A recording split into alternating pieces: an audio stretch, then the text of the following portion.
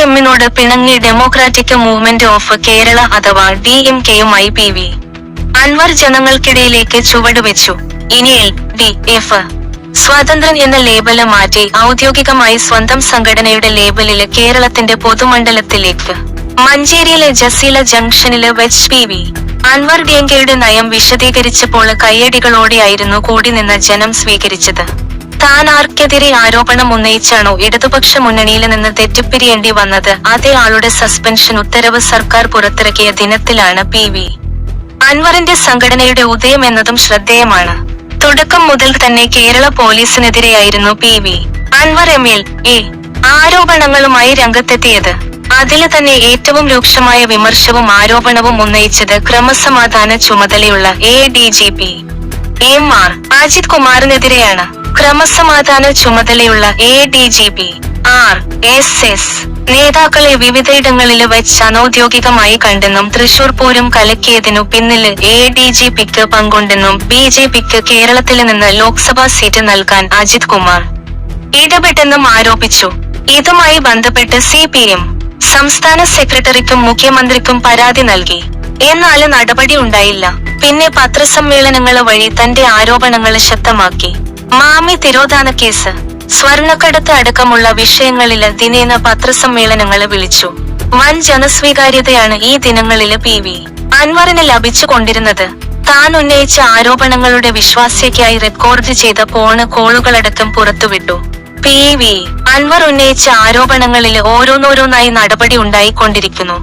SP Sujith ദാസിനെതിരെ സർക്കാർ നടപടിയെടുത്തു. Police തലങ്ങളില് മാറ്റം കൊണ്ടുവന്നു. ഇപ്പോൾ ADGPക്കെതിരെയും നടപടി ഉണ്ടായിരിക്കുന്നു. മുഖ്യമന്ത്രിയുടെ പൊളിറ്റിക്കൽ സെക്രട്ടറി P ശശിക്കെതിരെയും PV അൻവർ ആരോപണം ഉന്നയിച്ചിരുന്നു. ആദ്യഘട്ടത്തില് മുഖ്യമന്ത്രിക്കെതിരെ PV അൻവർ വിമർശനങ്ങളൊന്നും ഉന്നയിച്ചിരുന്നില്ല. കാര്യങ്ങളൊന്നും മുഖ്യമന്ത്രിയുടെ അടുത്തെത്തുന്നില്ല എന്നായിരുന്നു തുടക്കത്തില് അൻവർ പറഞ്ഞിരുന്നത്. എന്നാൽ ഒരു വേള സ്വർണ്ണക്കടത്തുമായി ബന്ധപ്പെട്ട ചോദ്യത്തില് PV അൻവറിനെ മുഖ്യമന്ത്രി സംശയനിഴലില് നിർത്തിയതോടെയാണ് അൻവർ മുന്നണിയിൽ നിന്ന് തന്നെ വിട്ടുപിരിയേണ്ട സാഹചര്യം ഉണ്ടാകുന്നത്. RSS അജിത് കുമാർ കൂടിക്കാഴ്ച. ADGP MR Ajith Kumar RSS general secretary Dattatreya ഹൊസ്ബോളയെ കണ്ടുവെന്ന ആരോപണം പ്രതിപക്ഷ നേതാവ് VD സതീശനാണ് ആദ്യം ഉന്നയിച്ചത്. മുഖ്യമന്ത്രിയാണ് ADGPയെ കൂടിക്കാഴ്ചയ്ക്കായി പറഞ്ഞയച്ചതെന്നും 1 മണിക്കൂർ ഇരുവരും കൂടിക്കാഴ്ച നടത്തിയതെന്നുമായിരുന്നു സതീശൻ പറഞ്ഞത്.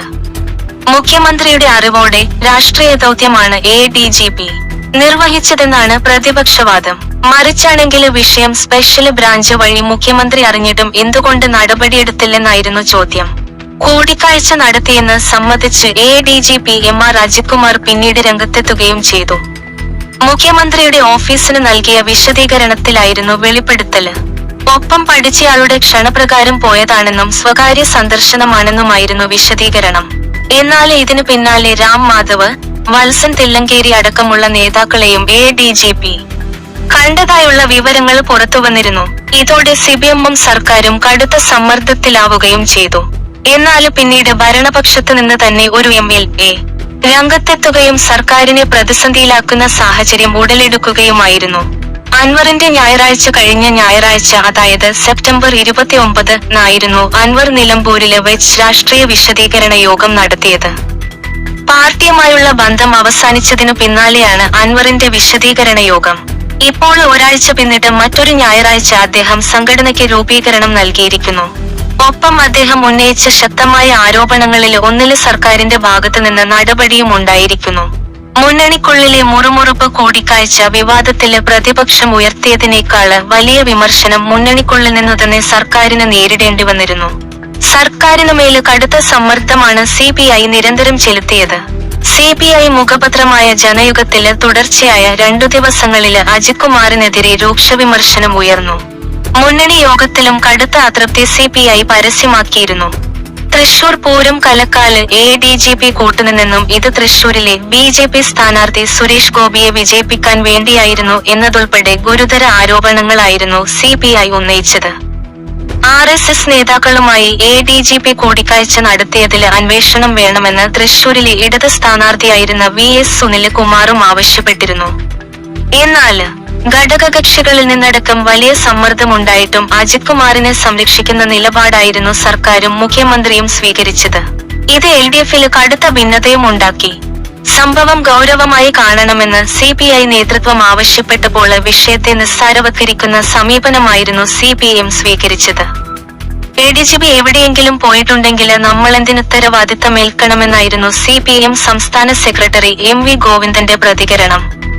അതേസമയം ക്രമസമാധാന ചുമതലയുള്ള ADGP RSS ജനറൽ സെക്രട്ടറിയെ കണ്ടത് എന്തിനെന്ന് കേരളത്തിന് അറിയാൻ ആകാംക്ഷയുണ്ടെന്നാണ് CPI സംസ്ഥാന സെക്രട്ടറി ബിനോയ് വിശ്വം പ്രതികരിച്ചത്. RSSന്റെ മേധാവിയുമായി കേരളത്തിന്റെ ക്രമസമാധാന ചുമതലയുള്ള ADGPക്ക് എന്ത് കാര്യങ്ങളാണ് പറയാനുള്ളതെന്നും അദ്ദേഹം ചോദിച്ചു.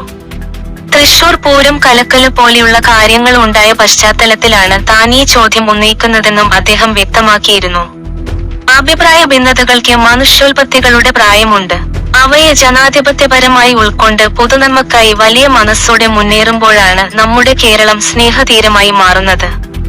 ഇതിനായുള്ള കാഴ്ചപ്പാടുകളും കർമ്മ പരിപാടികളുമാണ് DMK ജനസമക്ഷം മുന്നോട്ട് വെക്കുന്നത് എന്ന നന്ദിക്കുറിപ്പ് പറഞ്ഞുകൊണ്ടായിരുന്നു നയം വ്യക്തമാക്കിക്കൊണ്ട് DMK വേദിയിൽ വച്ച് അവതാരകൻ അവസാനിപ്പിച്ചത്. വരും കാലങ്ങളില് കേരള രാഷ്ട്രീയത്തിലെ അഭിപ്രായ ഭിന്നതകളെ ജനാധിപത്യപരമായി കൈകാര്യം ചെയ്ത് ഓരോ പാർട്ടികളും മുന്നോട്ടു പോകുമെന്ന് നമുക്ക് കരുതാം.